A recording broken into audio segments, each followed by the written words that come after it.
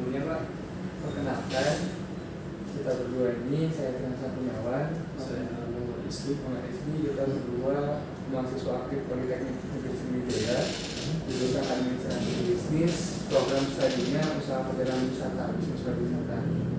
Nah, jadi kita dapat tugas dari dosen kita, mata kuliahnya Manajemen Risiko, itu untuk mewawancarai pihak asuransi. Temanya itu kita dapat pengalihan risiko, asuransi sebagai pengalihan risiko. Nah, di sini terima kasih juga Pak Dewi sudah menerima dan membantu kita bersedia untuk diwawancara kan. Jadi di sini ada beberapa pertanyaan nih Bang. Mungkin untuk yang awal sebagai pembukaan juga sebagai edukasi lah bagi teman-teman kita yang belum tahu kan. Mungkin Bapak bisa jelasin dulu Pak apa itu asuransi, kemudian manfaat asuransi, mekanisme kerja asuransi dan sebagainya. Ya. Oke, saya jelaskan dulu bahwa asuransi itu satu bentuk perjanjian pengalihan risiko. Pengalihan risiko. Apabila terjadi sesuatu, terjadi kerugian, karena kami bergerak dalam bidang kerugian ya, kita cerita kerugian. Misalkan terjadi sesuatu, terjadi kerugian, maka pihak tertanggung akan mengajukan klaim dan kami akan mengganti sesuai dengan yang tercantum di dalam polis. Ya, lebih garis besarnya bahwa asuransi itu pengalihan risiko. Dari susah ini gitu Ya, ya. pengalihan risiko diganti dengan polis, diikat dengan perjanjian kontrak dalam polis. Polis itu gimana maksud polis itu? Polis itu semacam surat perjanjian, antara tertanggung dan penanggung. Kami sebagai penanggung pihak asuransi. Nah, dicantumkan di dalam polis. Kemudian untuk manfaat asuransi Pak, apa aja itu manfaat misalnya kita ikut asuransi? Manfaat asuransi itu sebenarnya sangat banyak, sangat banyak. Kita berbicara tentang asuransi kerugian, manfaatnya itu yang pertama, yaitu pengalihan risiko. Yang kedua, mengalihkan risiko yang tidak tahu kapan terjadinya. Misalkan ada punya kendaraan, misalkan dengan bayar premi 3 juta terjadi eksiden kecelakaan dengan kerusakan 40 juta, sementara kamu bayar cuma 3 juta. Nah, itu contoh simpelnya ya, nah, terus juga misalkan lagi ada punya rumah, nilai rumahnya 1 miliar, terjadi kebakaran. Nah, itu kita ganti oleh pihak asuransi sesuai yang tercantum di dalam polis. Ya. Mungkin itu juga mekanisme kerja asuransinya Pak ya? Iya. Kalau untuk mekanisme kerja asuransi sendiri seperti ini. Jadi dari nasabah itu mengajukan ke kita atau marketing kita yang menawarkan kepada nasabah. Setelah terjadi kesepakatan, maka kita akan melakukan survei, melakukan estimasi berapa kira-kira, lalu baru kita terbitkan polis dengan nilai premi yang sesuai dengan ketentuan OJK.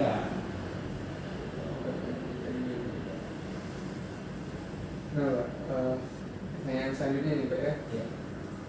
Nah untuk yang menjadi keunggulan nih Pak Intra-Asia ini dibanding dengan asuransi-asuransi yang lain, kan banyak kan dari Bapak ini asuransi luar. Nah yang menjadi poin unggul kita nih apa nih Pak? Oke. Kalau untuk unggul kita sih, yang pertama kita tersebar seluruh wilayah Indonesia. Jadi bisa terjadi insiden, terjadi risiko di mana lokasi terjadi itu ada tempat yang terdekat. Yang kedua, layanan klaim. Karena kalau kita berbicara asuransi, bahwa sekarang ini kan seluruh asuransi itu boleh dikatakan untuk tarif preminya itu sama. Tinggal kita berkacu di pelayanan klaim dalam hal ini. Orang akan merasakan asuransi itu pada saat dia terjadi klaim, bukan pada saat dia bayar premi. Beda ada dengan kita beli barang. Kita beli barang sekarang langsung bisa kita pakai. Kalau asuransi kita bayarnya sekarang, kita nggak tahu kapan mau makainya, bahkan nggak terpakai. Gitu. Cuma kita antisipasi. Itu sih. Terus juga kalau keunggulan kita yang lain,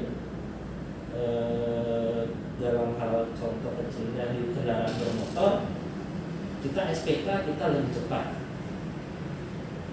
Jadi SPK itu surat perintah kerja. Misal terjadi klaim, konsumen datang ke kantor, kita layani, kan diarahkan ke bengkel kanan.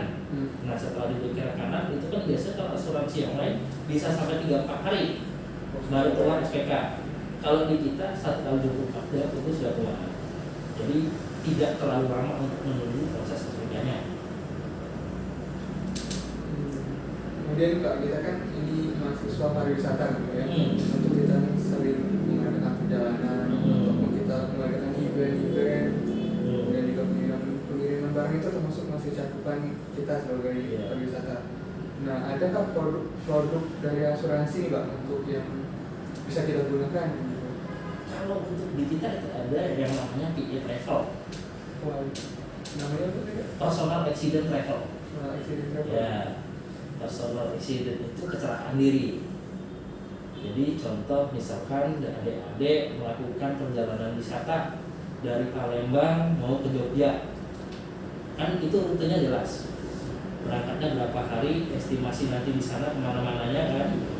Nah, apabila terjadi sesuatu, mohon maaf yang kita inginkan, misalkan terjadi kecelakaan kendaraannya, kita ada apa-apa, lalu juga tempat wisata kan sering terjadi tuh yang hanyut, tertelan ombak, jatuh, nah itu ada di cover.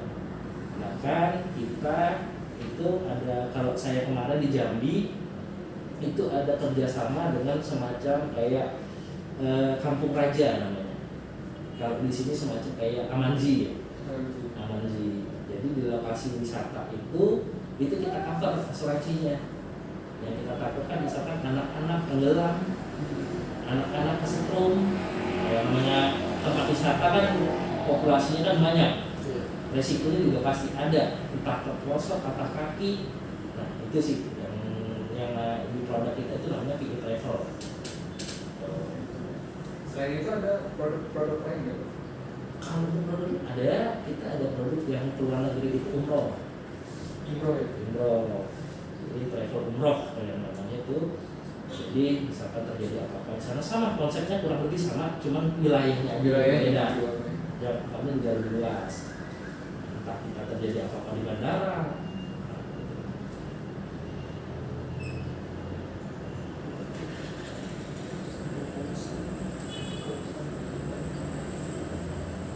Jadi ini untuk pertanyaan selanjutnya ini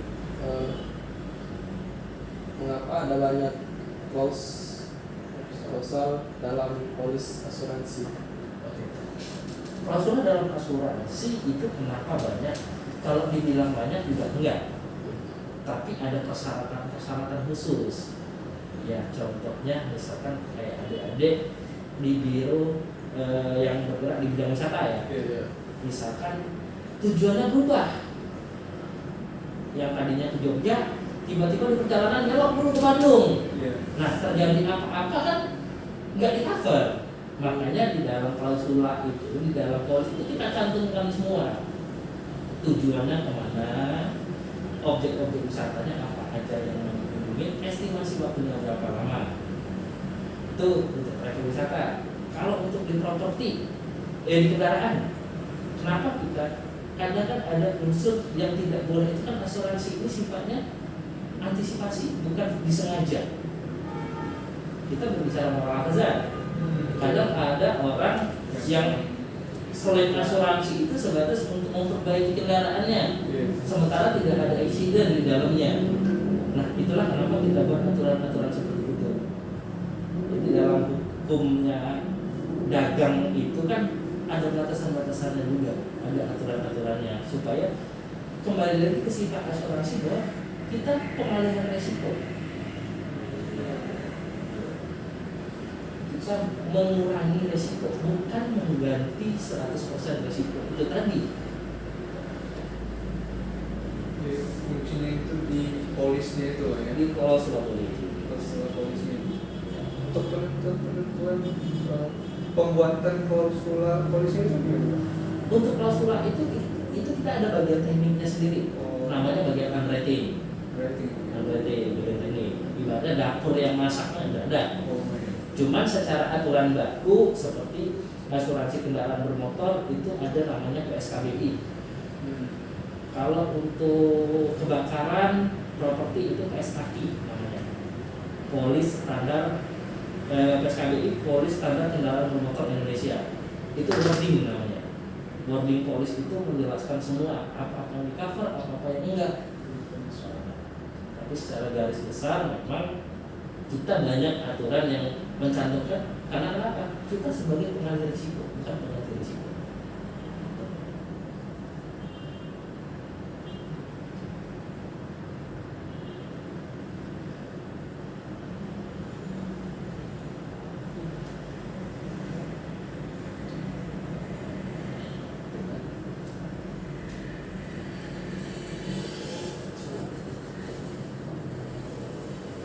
Jadi lanjut Pak. Ya. Pertanyaan selanjutnya ini,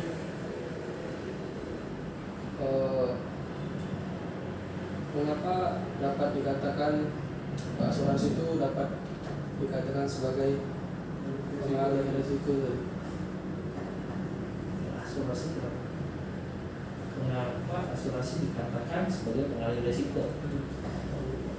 Jadi nih, setiap orang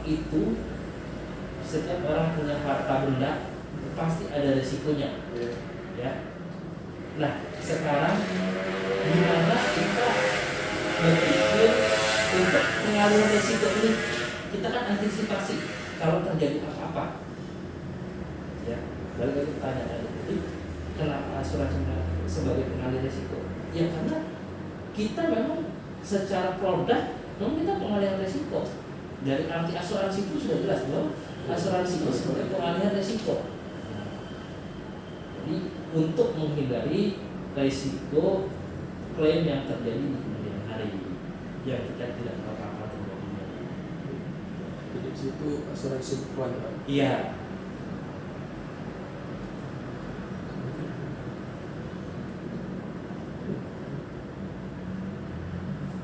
Selanjutnya ya Pak ya. Iya.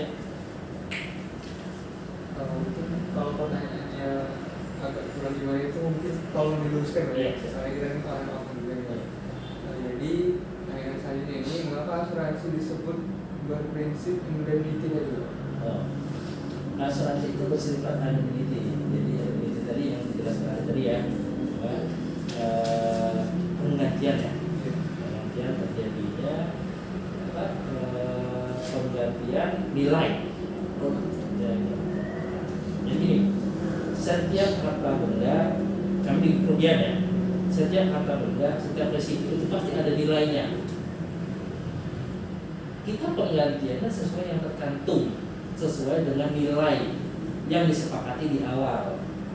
Contoh, adik punya rumah, Pak, aku punya rumah, nilai rumah aku sekian bangunannya. Itu kan ada nilainya, indemnity itu nilainya. Misalkan terjadi apa-apa kebakaran, kan kita ganti dengan nilai yang sama tercantum dalam polis. Itu yang tercantum dalam polis apabila terjadi kebakaran loss. Contoh, misalkan ada punya kendaraan mobil, kan mobil ada harganya, ada nilainya. Misalkan rusaknya bumper, harga bumper berapa? Contoh mobil Avanza bumpernya 1 juta. Nah kita ganti nilai penggantiannya itu ya sesuai dengan harganya. Jadi berbeda dengan yang tadi ya Pak. Tadi kan ada yang kesehatan tadi, dia nabung, dia mengasuransikan 1 juta, tapi ternyata biaya pengobatannya lebih mahal. Itu jadi berbeda ya Pak di situ. Enggak, jadi gini, yang kalau di kita asuransi kerugian ya, bukan asuransi kesehatan. Ya. Ya. Kita asuransi kerugian, kita bukan asuransi kesehatan. Ya, boleh ada memberi contoh seperti itu. Seperti contoh tadi dengan membayar premi 3 juta, penggantian klaimnya 40 juta. Iya. Nah, tapi kan di dalam polis itu nilai harga mobilnya berapa? Limitnya kan ada. Harga mobilnya misalkan apakah harga mobilnya 100 juta. Kan masih ada limitnya di situ. Apabila terjadi, kan kita ada dua nih. Ada partial loss dan total loss only. Apa itu? Jadi produk asuransi itu ada komprehensif, ada total loss only. Komprehensif ini sekecil apapun resiko itu diganti oleh asuransi. Sekecil apapun.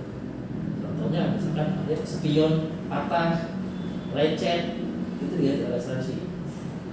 TLO itu hanya kehilangan atau kerusakan di atas 75% dari nilai kendaraannya, dari nilai OTR-nya. Tuh.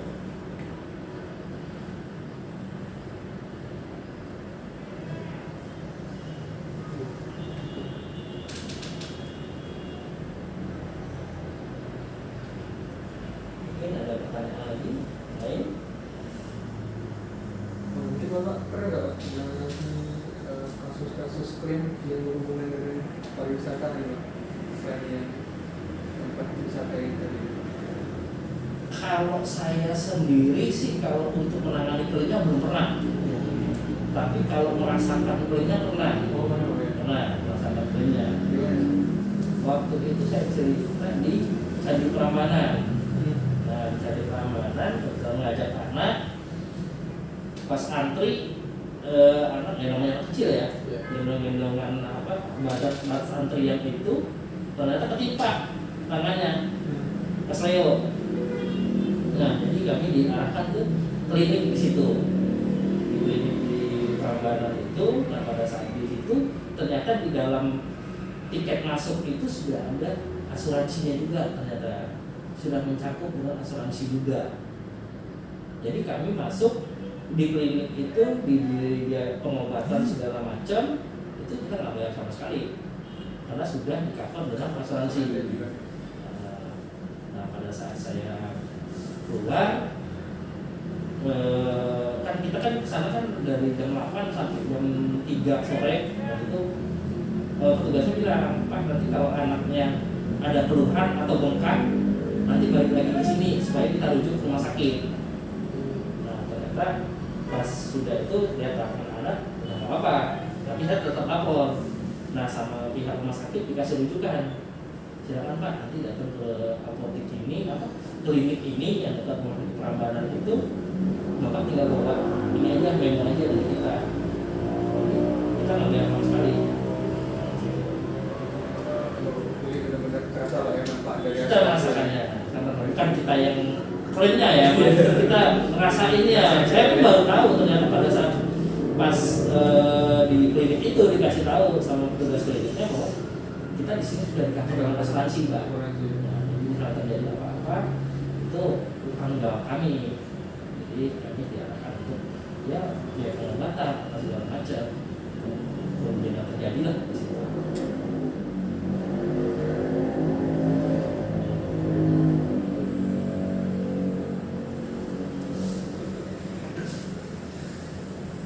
Jadi mungkin bagi kita nih Pak ya, Ya. di dunia pariwisata ini kan mungkin banyak sekali resiko-resiko nih kalau kita penuh ketidakpastian nih dunia Ya. pariwisata.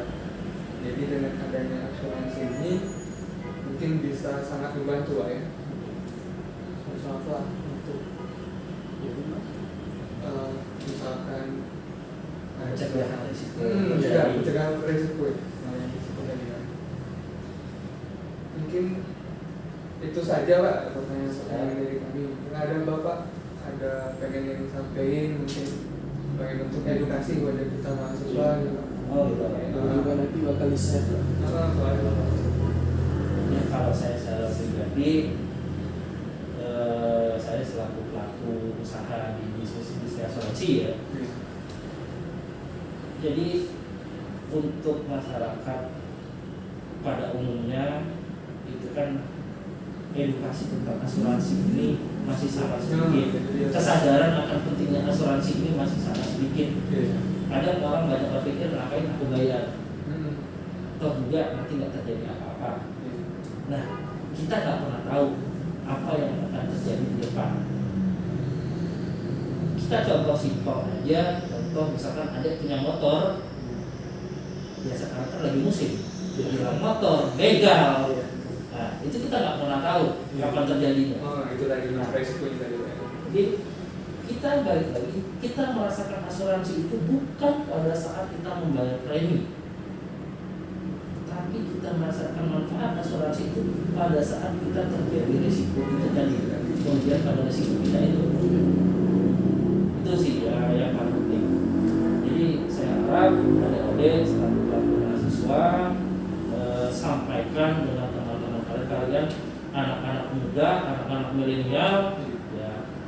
Saya pun ya, saya anak milenial juga sekarang kan, karena kalau di asuransi banyak yang udah senior, nah, gitu kan, umurnya udah 30 tahun. Jadi ya kita anak-anak muda yang merubah, kita anak-anak muda yang merubahnya.